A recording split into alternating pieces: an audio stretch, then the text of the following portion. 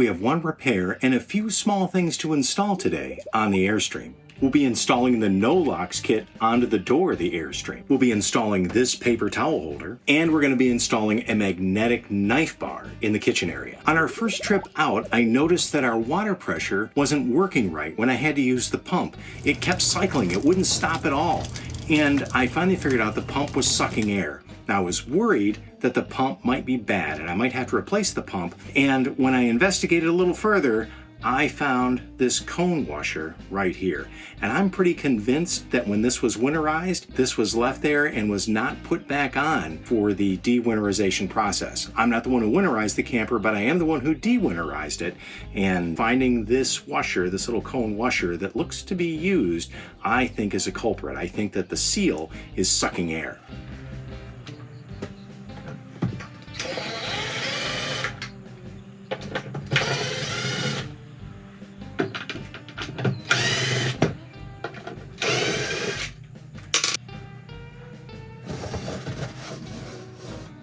I did make sure to remove all the screws from this.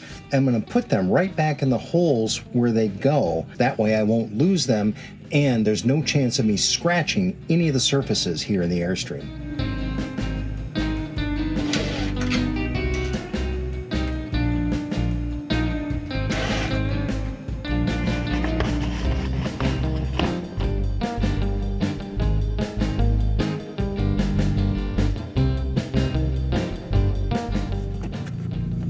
There. Looks like there's no rubber washer in there to me. Grab this, put that in there,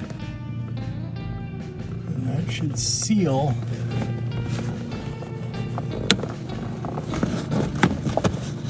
on the other side of the water pump here. So we'll put this back on right there.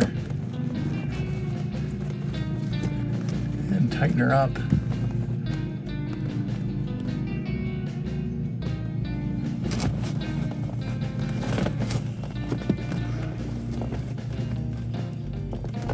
And we'll have to see if that does it. So I've added a couple gallons of water. So it says I'm at 13% on the fresh tank. Hopefully that's enough. We'll turn the pump on and see if it cycles and stops.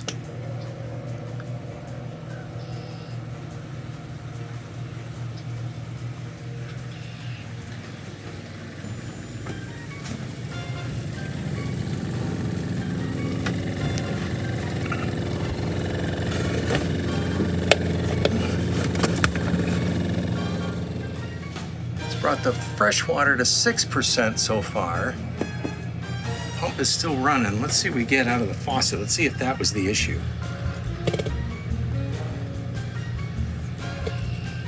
We're still full of air. I used the hose and filled this up. We are at 50% on the fresh water. I turned on the pump and everything sounds fine.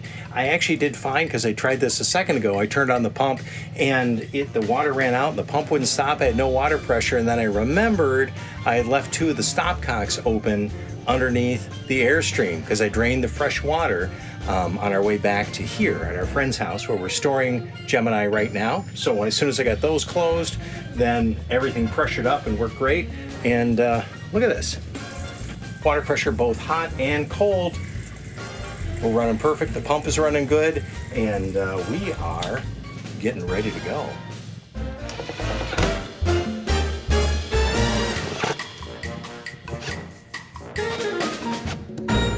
Next, let's mount this paper towel holder under the cabinet in the kitchen area. What I want to do is mount this as close to the blind as possible, but not interfering with the blind, away from the plug so that we can use the plug, yet far enough from the range hood so that the paper towels aren't smashed up against the range hood. I put towels on this and held it up and put a small pencil mark right here where the edge of this needs to be for all those things to be accomplished. I'm going to line this up and I'm going to put one pencil mark where the back screw goes, and that'll let me pivot it, and I'll mount that first. So let's mark that, lining this up a little bit forward right there, and we will mark that spot.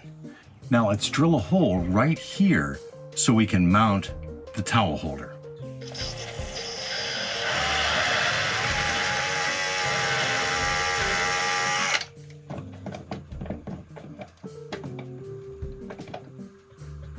Now that I have this mounted with one screw, I'm going to put the paper towels on. I'm going to align it where I want it to be so that we're even, parallel with the range hood with the edge of the paper towels.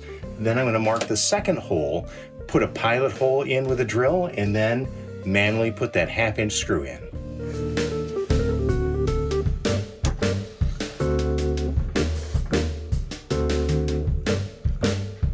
This is the line that I want to keep even.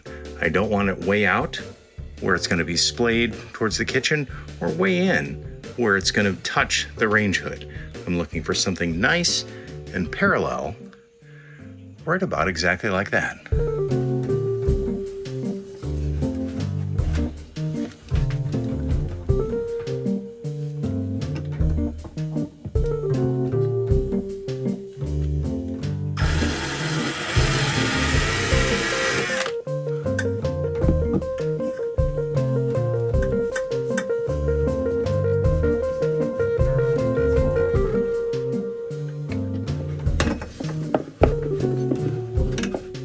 And now we have paper towels right here at the range and the sink, right where we need them.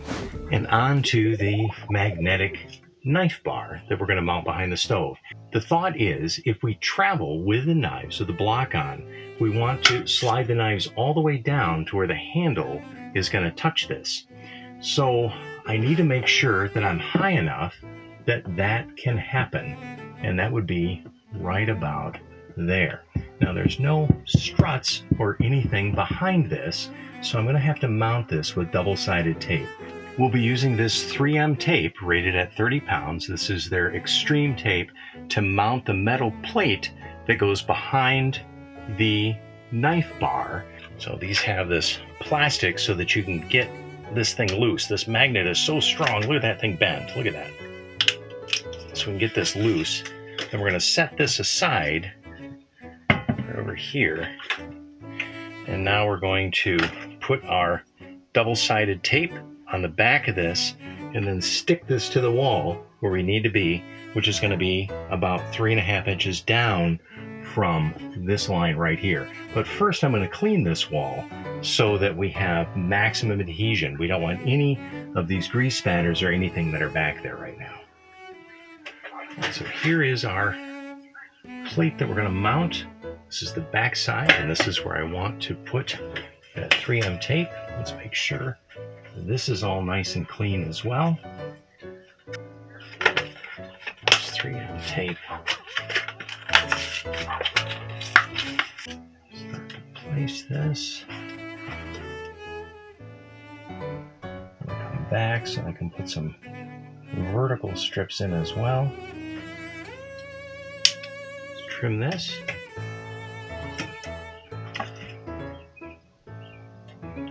Then I want to put a vertical piece in right here and one on this side as well.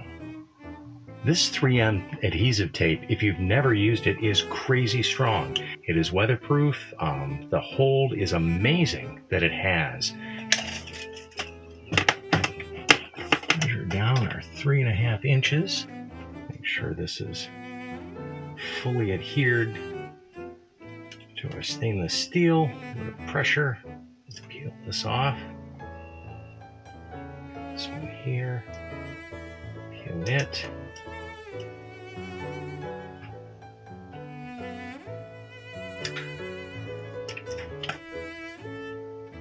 And that piece of back in there as well. And verify one more time. 3.5 inches puts me right there. Eyeball this so I'm evenly spaced, right to left, up and down. Check. A bit of pressure on this side of the chest. Yeah. A bit of pressure right there. And there is our mounting plate mounted. I'm going to get a little bit of pressure, make sure that adhesive sets. We're shaking everything around pretty good here, aren't we? And then later on, we're just going to stick this way where the logo's up, boink, right to there, and then we'll be able to mount our knives right onto this bar. And let's get our NoLOX installed on this door. Airstreams have, I don't know if you'd consider it a design flaw, but it's something that happens. And this lock here that locks the door mechanism moves fairly easily. And sometimes people, when they exit, they hit the handle, they'll bump this, and it'll lock, and they don't realize it. They close the door, and they're locked out of their trailer. Now, Phil at NoLOX has made a device that fits right in here that prevents that from happening. You have to actually move it out of the way so that you can lock the door right here. And it's just that added safety, that added peace of mind so that you don't get locked out of your trailer and have to figure out how to break in. So let's work on getting this mounted.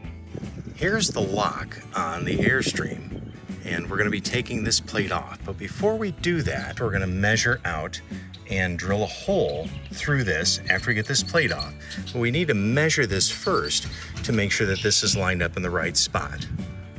Our instructions talk about this. We have this rubber cap, and we're going to be taking off that rubber cap first and then measuring, making our pencil mark, and then taking this off and drilling our hole and then mounting this so that it will prevent that from accidentally or inadvertently locking. Let's take this off. Just simply slides right off. Set it aside so we can try not to lose that. Help me remember where I put that. And now we're going to line this up and make a pencil mark where that goes. See, this is going to fit right about like this on that door. So we'll make our pencil mark and start our removal and then drilling.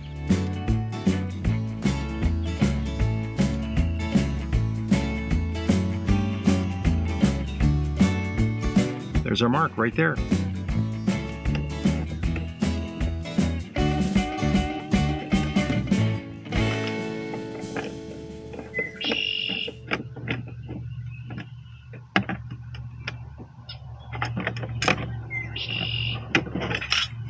Of course, I don't have a punch with me, so we're going to be a little careful how we start this, because he says to do this with a punch first so you have a dent so that your drill doesn't wander all over the place. Then we're going to drill a 1/8 inch pilot hole and then follow up with the 7/32 drill bit to mount this.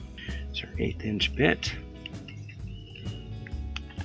Let's get it secured. And let's see if I actually can drill this without a punch. I know you remember what we used to have. You wanna throw that all away.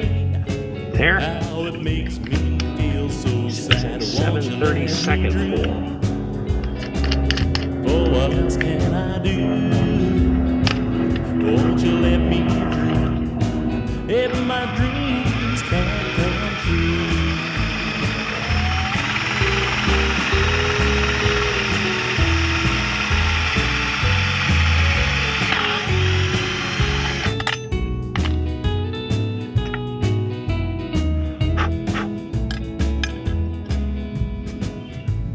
NoLOX is simply going to go through that and then get mounted on. So we put this screw through like this. This goes in right here. On the back side,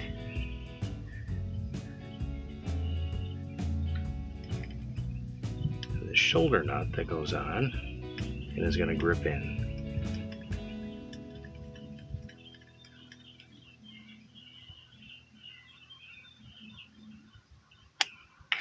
As the instructions say, we do need a 3/32 Allen key, so we're going to use that.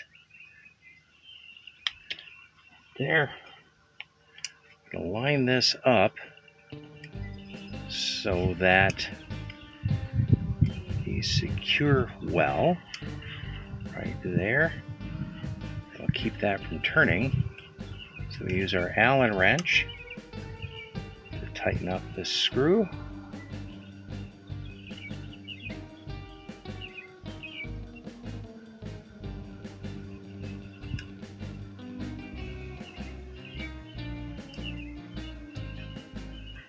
Right there.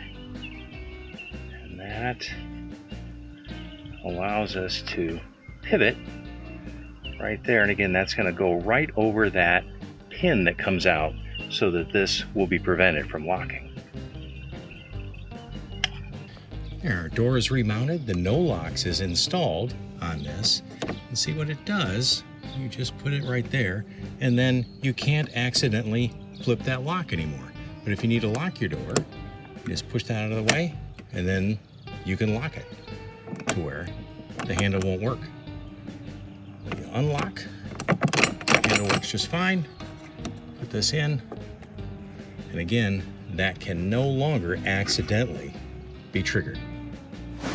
And our last modification we're going to do today is an almost no tools installation, and that is this, again from the NoLOX guy. What this is, it's a step support, and let me show you what it does and how it installs. As I step on the steps right here, you can actually see when I step on that bottom step that it flexes a little bit. What Phil's come up with is this bar that fits in very, very simply. This bar is simply going to install underneath here, and you can see that it mounts up against the frame of the Airstream right there. We lift our step out a little bit, and it mounts right to the edge of that stair. Now as I step onto the step, you can see the flex is gone. That just makes that incredibly solid. What an amazing and elegant solution for that step flex. That's going to wrap up all the mods we're doing today on the Airstream. Let me know in the comments below if you prefer the travel videos or these how-to videos that we put together occasionally. I'm James Fisher. This is Airstreamer. Remember to like the video and hit that subscribe button as well.